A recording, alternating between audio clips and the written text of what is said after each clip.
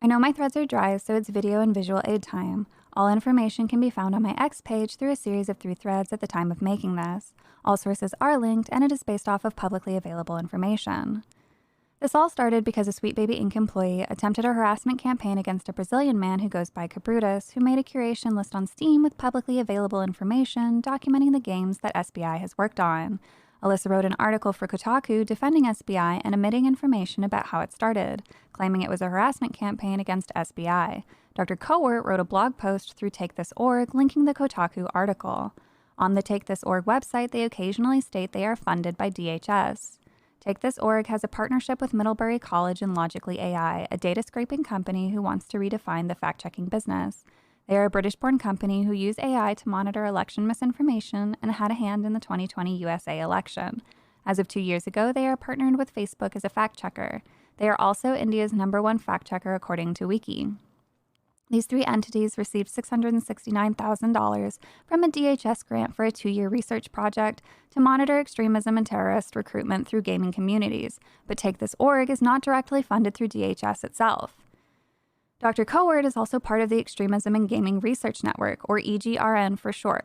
They, together with the Royal United Services Institute, received $317,000 Canadian from the Minister of Public Safety of Canada.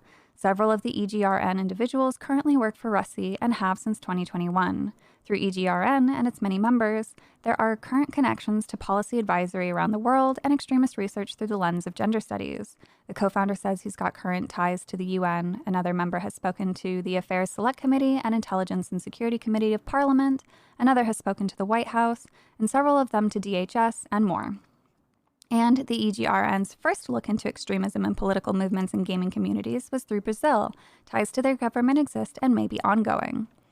EGRN has individuals who currently work and who are employed with GIFCT, which is the Global Internet Forum to Counter Terrorism, which was started by Facebook, YouTube, Microsoft, and Twitter back in 2017. There are individuals tied to ISD, which is the Institute of Strategic Dialogue in Britain, where they state there is urgent need to build community trust and political consensus around extremism. Pre-existing ties exist through the EGRN to the World Bank, Facebook, various counterterrorism organizations, UNICEF India, and various other organizations with political ties. The ADL has a Belfer Fellow Funding Program, which is a program that advances the ADL's work by supporting groundbreaking research into online hate and harassment and implementing these projects to fight for just, equitable online spaces. In 2021, one of the EGRN members was a receiving member of the fund. The ADL itself, on the website, states that they will work with them to advance their research into online extremism. The ADL has come out recently as well, using the exact same language as these groups, taking interest in extremism through video games. My research has only begun, and every paper I read, I find a new connection to draw to. This is only taking into account a few members of the EGRN, so I am certain there will be more to discover. This is the fastest summary I can come up with for now, so please check out my threads on X if you'd like a detailed breakdown and to see the information yourself.